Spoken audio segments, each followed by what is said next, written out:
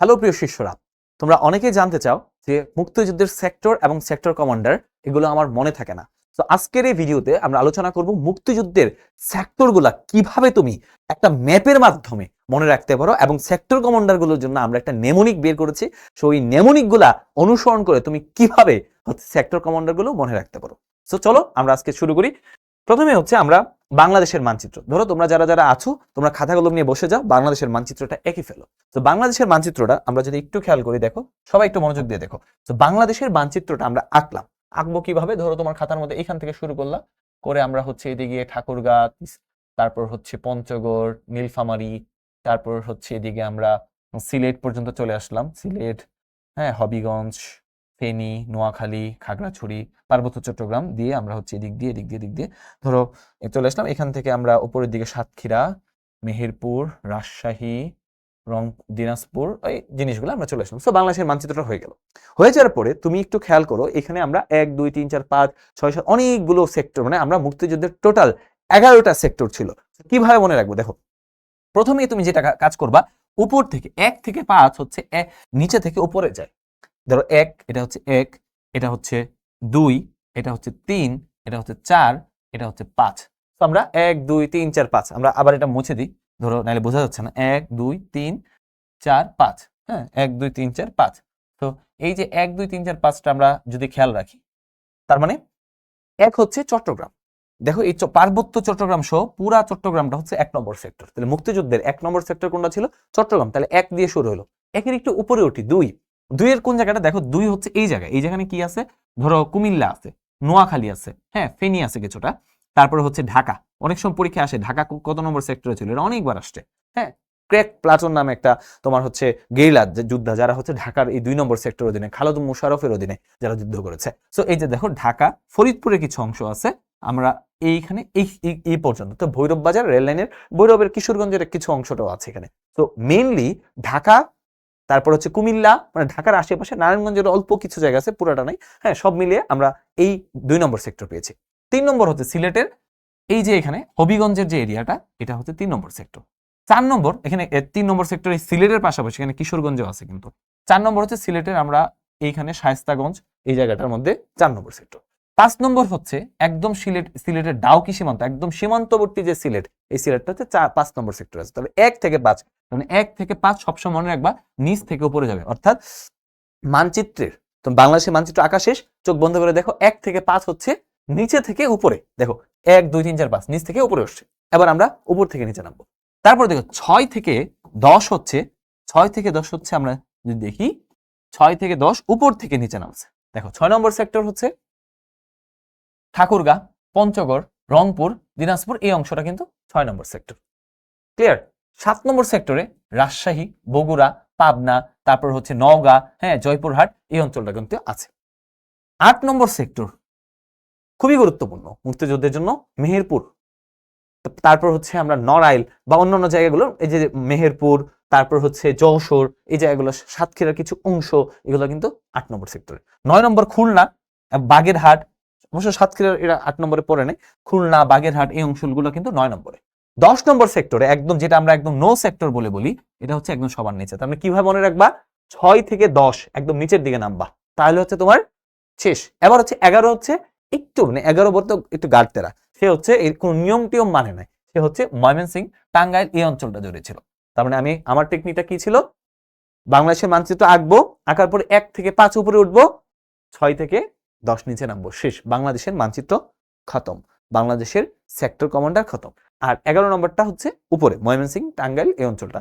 আর 10 নম্বর sector no sector, মানে পুরা নৌবাহিনীর এই অঞ্চলটা ছিল 10 নম্বর সেক্টর। আশা করি এটা বুঝতে পারবা। চলো এবার, অনেকেই কোন সেক্টরে কে ছিল? তো দেখো, এক একটা সেক্টরে 2 জন, কোন সেক্টরে 3 জনও ছিল। তো আমরা প্রচলিত যে ভিডিও বা অন্যান্য জায়গায়, সব জায়গায় আমরা দেখি যে এই সেক্টরগুলো মনে রাখার জন্য যে জিয়ার শূন্য খাদ 10 কামরা, এরকম সুন্দর করে একটা একটা সেক্টর কমান্ডার হিসেবে দেয়। তো রিসেন্টলি পরীক্ষাগুলোতে অনেক সময় দেখা গেছে যে 1 নম্বরে জিয়াউর রহমানের নাম নাই, তখন তুমি 1 নম্বরে কার নাম দিবা? মেজর রফিক ছিল, কাজী নুরুজ্জামান ছিল, না কে ছিল? সো কমন কিছু নাম বাদে আমরা জানি না। তো আমরা এই টেকনিকের মাধ্যমে 1 থেকে যে 10 11 যারা যেখানে ছিল, 10 এর তো নিয়মিত সেক্টর কমান্ডার ছিল না, বাকি 10টা সেক্টরে যারা ছিল এক জায়গায় 3 জন আছে, কোন সেক্টরে 3 জন ছিল এটা আমরা টেকনিকের মাধ্যমে শিখে ফেলবো। চলো শুরু করা যাক।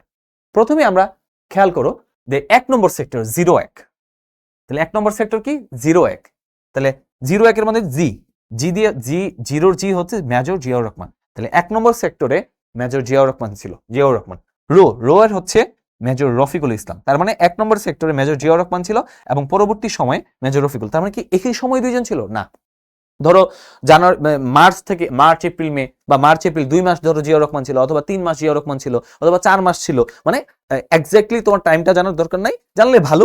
সো আমার এই মুহূর্তে মনে পড়তেছে না। সো একটা নির্দিষ্ট সময় পর্যন্ত উনি ছিলেন, পরবর্তীতে অবশ্য উনি আরেকটা সেক্টরে চলে গেছেন, তখন এই মেজর রফিকুল ইসলামকে 1 নম্বর সেক্টরের দায়িত্ব দেওয়া হয়। সেম জিনিস আমরা যদি দেখি এখানে হাই 2 নম্বর মোশাররফ, 2 নম্বর সেক্টরে কি হাই 2 নম্বর মোশাররফ, তার মানে 2 নম্বরে কে ছিল মেজর হায়দার আর মেজর মোশাররফ।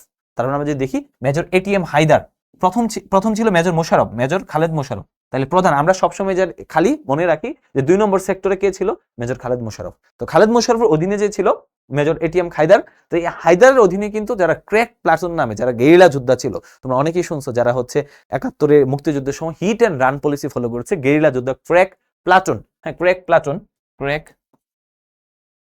প্লাটুন যেখানে প্লাটুন, তারা কিন্তু আমরা দেখতে পাই 2 নম্বর সেক্টরে যুদ্ধ করছে। 2 নম্বর সেক্টরে 2 জন সেক্টর কমান্ডার ছিল, প্রথম ছিল মেজর খালেদ মোশাররফ, তারপর মেজর এটিএম হায়দার, তারপর 3 নম্বর 300 নূর, তার 3 নম্বর কে ছিল শো দিয়ে হচ্ছে আমরা যদি দেখি কে এম শফিউল্লাহ।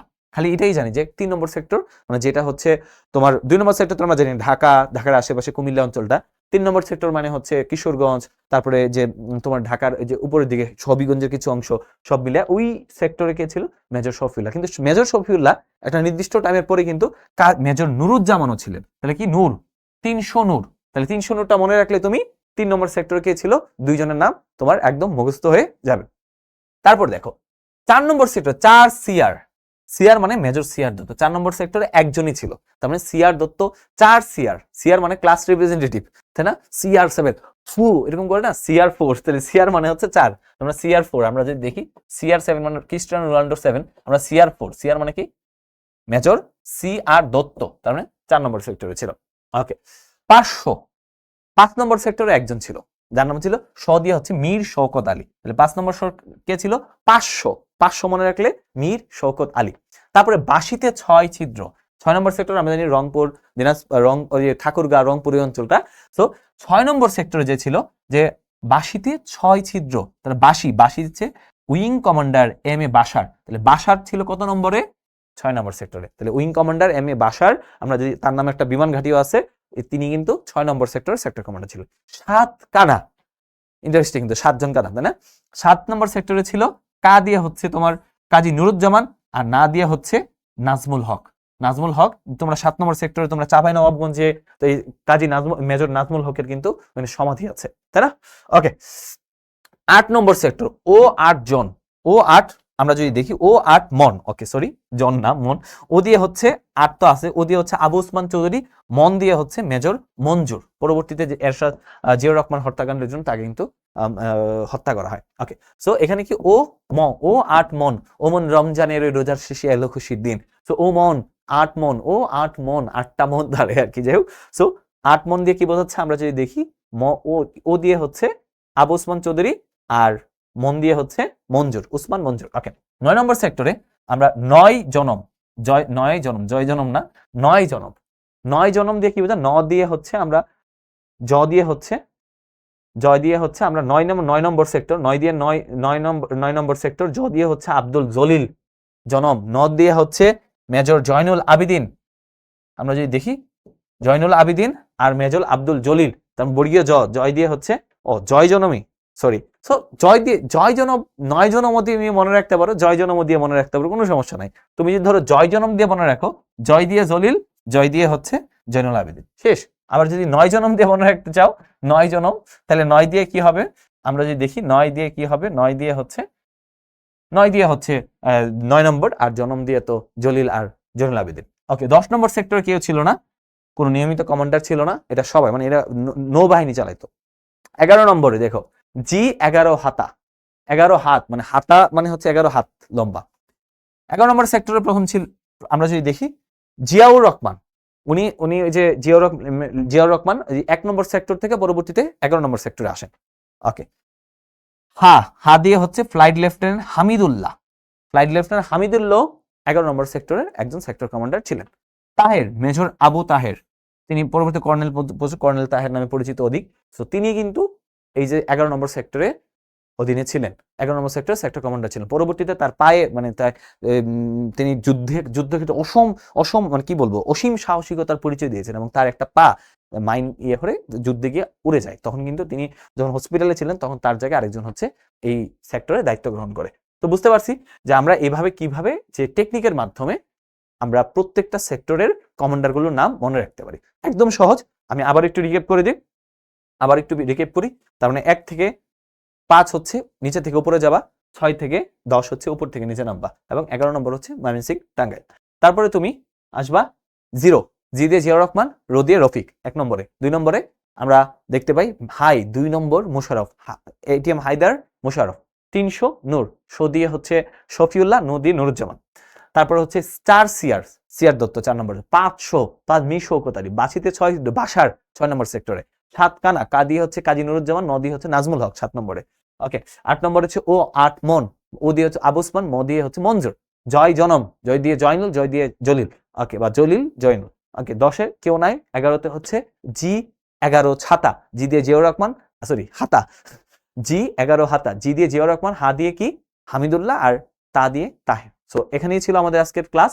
আশা করি তোমরা বুঝতে পারছো। টেকনিকের মাধ্যমে আরো অনেক কিছু আমরা শিখবো। সবার জন্য অনেক অনেক শুভকামনা রইল। আর ভিডিওটা ভালো লেগে থাকলে চ্যানেলটা অবশ্যই সাবস্ক্রাইব করো আর বন্ধুদের সঙ্গে শেয়ার করো।